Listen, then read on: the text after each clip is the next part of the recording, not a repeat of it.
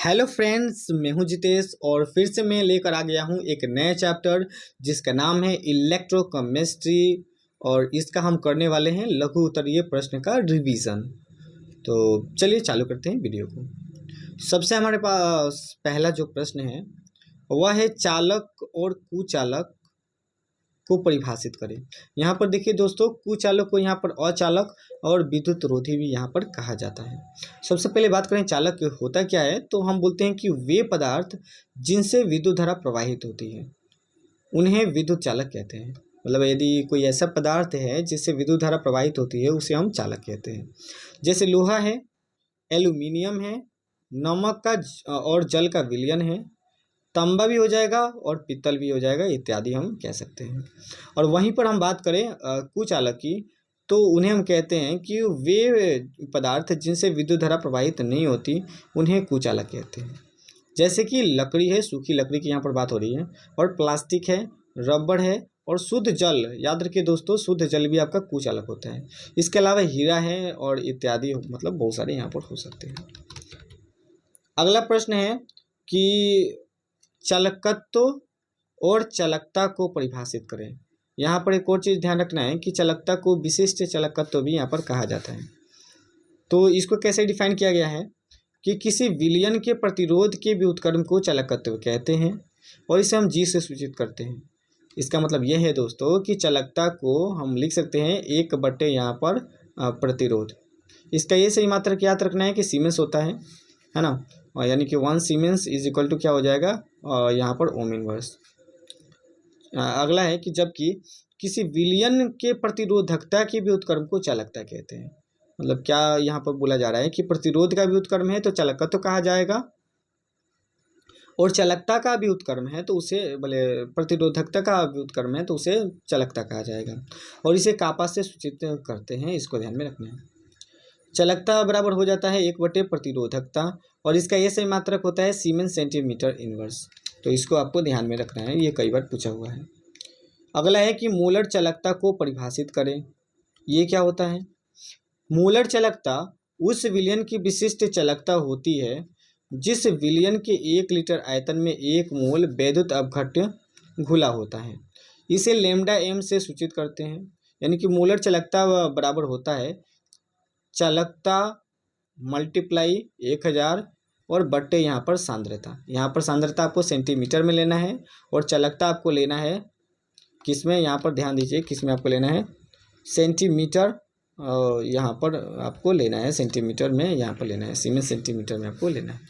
यानी कि मोलर चालकता का यहाँ पर मात्रक हो जाता है कौन सा, siemens centimetre square mole inverse यहाँ पर हो जाता है। चलिए अगला प्रश्न देखते हैं। अगला है कि समतुल्य या तुल्यांक चालकता को परिभाषित करें।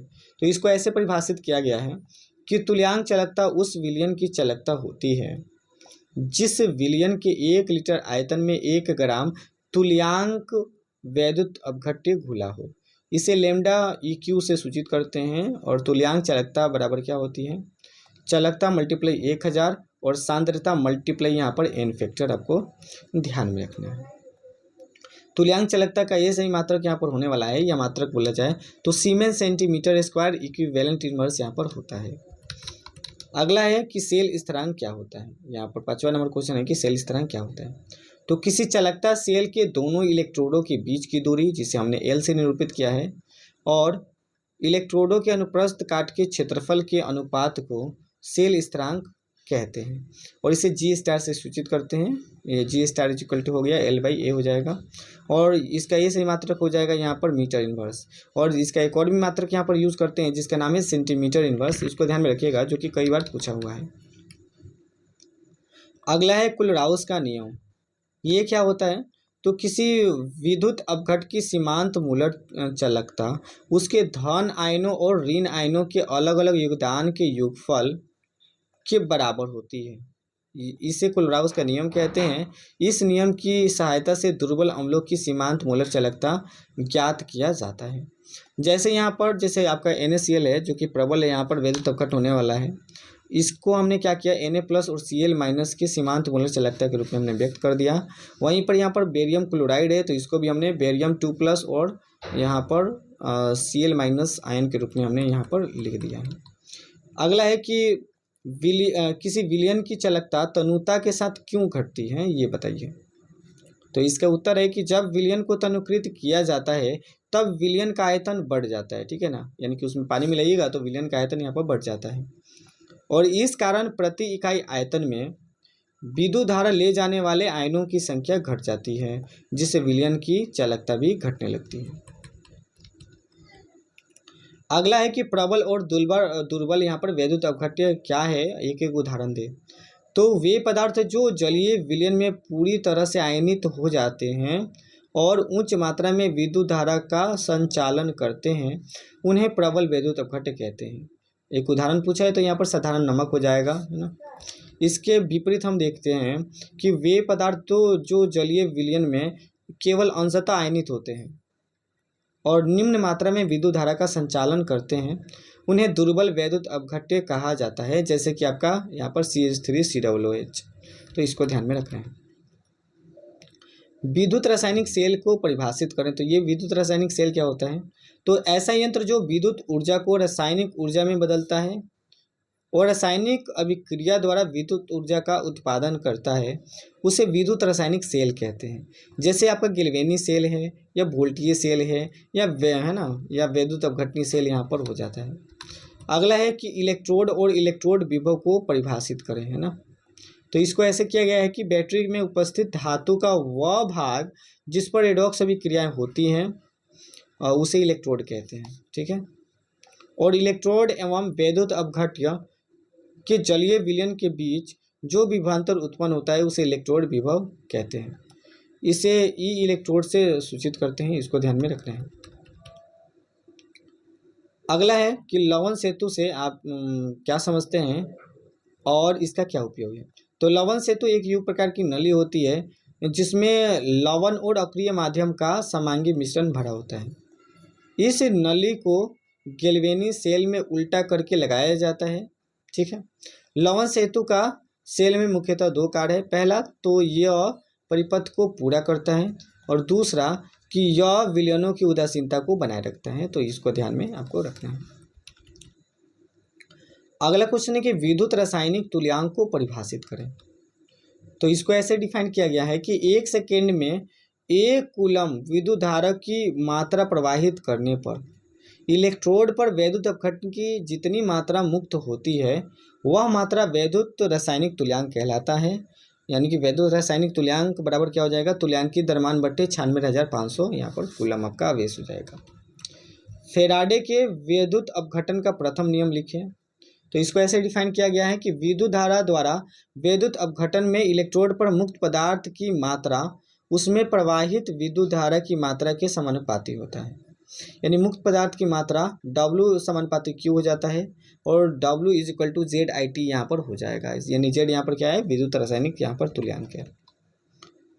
फेराडे के विद्युत विच्छेदन के द्वितीय नियम का वर्णन करें, ये दूसरा प्रश्न है। अगला है तो इसको ऐसे डिफाइन किया गया है कि विभिन्न वैद्युत अपघट्य में विद्युत धारा की समान मात्रा प्रवाहित करने पर इलेक्ट्रोड पर मुक्त पदार्थ की मात्राएं उनके तुल्यांकी द्रव्यमान के समानुपाती होती है।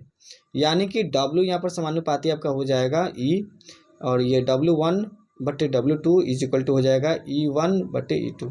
यहाँ पर E1 और E2 क्रमशः क्या है, वैद्युत अपघट्य 1 और वैद्युत अपघट्य 2 के तुल्यांकी यहाँ पर द्रव्यमान यहाँ पर होने वाले हैं। 15 नंबर है कि मानक इलेक्ट्रोड विभव को परिभाषित करें। तो जब अभिक्रिया में उपस्थित सभी घटकों की सांद्रता 1 इकाई होती है तब इलेक्ट्रोड विभव को मानक इलेक्ट्रोड विभव कहते हैं और इसे E0 इलेक्ट्रोड से दर्शाते हैं। सेल का मानक इलेक्ट्रोड विभव क्या हो जाता है, यहाँ पर E0 cell = E0 cathode minus E0 यहाँ पर एनोड होता है। इसको ध्यान में रखना है। नर्नस्ट समीकरण से आप क्या समझते हैं। तो ये इसको ऐसे डिफाइन किया गया है कि इलेक्ट्रोड विभव एवं वैद्युत अपघट्य की सांद्रता के बीच संबंध स्थापित करने के लिए एक समीकरण दिया। किसने दिया है, तो नर्नस्ट ने एक समीकरण दिया है, जिसे कि नर्नस्ट समीकरण कहा जाता है। एक समान इलेक्ट्रोड पर होने वाली अभिक्रिया के लिए नर्नस्ट समीकरण, देखिए मान लेते हैं कि एक समान अभिक्रिया है इलेक्ट्रोड में कि Mn + N E मतलब N इलेक्ट्रॉन ग्रहण करके M आपका सॉलिड में कन्वर्ट हो गया। तो इसके लिए नर्नस्ट इक्वेशन लिखना है, तो कैसे लिखेंगे। तो यहाँ पर आपको इलेक्ट्रोड विभव लिखना है, तो यहाँ पर क्या करना पड़ेगा, उसका स्टैंडर्ड इलेक्ट्रोड विभव लीजिए और RT आपको लेना है। यहाँ पर R आपका गैस कांस्टेंट है, T टेम्परेचर है, NF यहाँ पर हो जाएगा और Ln हम क्या करेंगे, यहाँ पर सांद्रता लेंगे आपकी, वही जो कि आपका सॉलिड में कन्वर्ट हो चुका है उसकी सांद्रता कितनी है। और दूसरा, जब वह एक्वस विलयन में था, यानी कि जब वह जलीय विलयन में था तब उसकी सांद्रता कितनी थी। अगला प्रश्न है कि प्राथमिक सेल और संचायक यानी कि द्वितीयक बैटरी से आप क्या समझते हैं। तो इसको ऐसे डिफाइन किया गया है, वे बैटरियां जिनका उपयोग एक बार करने के बाद उन्हें पुनः आवेशित नहीं किया जा सकता, उन्हें प्राथमिक बैटरियां कहते हैं। जैसे कि आपने देखा होगा पेंसिल बैटरी है, यानी कि शुष्क सेल होती है, या लेक्लांसे सेल है, या मरकरी सेल है, ये सब आपके यहाँ पर प्राथमिक बैटरी होती है। और वहीं दोस्तों कि जिन बैटरियों को हम उपयोग करने के बाद दोबारा आवेशित कर सकते हैं उन्हें हम द्वितीयक बैटरी कहते हैं। जैसे आपका है लेड संचायक बैटरी, निकल कैडमियम बैटरी इत्यादि यहाँ पर हो जाएगा। अगला है कि गैल्वेनीकरण से आप क्या समझते हैं। तो गैल्वेनीकरण एक वैद्युत रासायनिक प्रक्रिया है जिसमें लोहे या स्टील पर जिंक की एक परत चढ़ाई जाती है ताकि उन्हें जंग लगने से बचाया जा सके। तो ये है लास्ट क्वेश्चन। आशा करता हूँ कि ये सब प्रश्न आपको अच्छे लगे होंगे।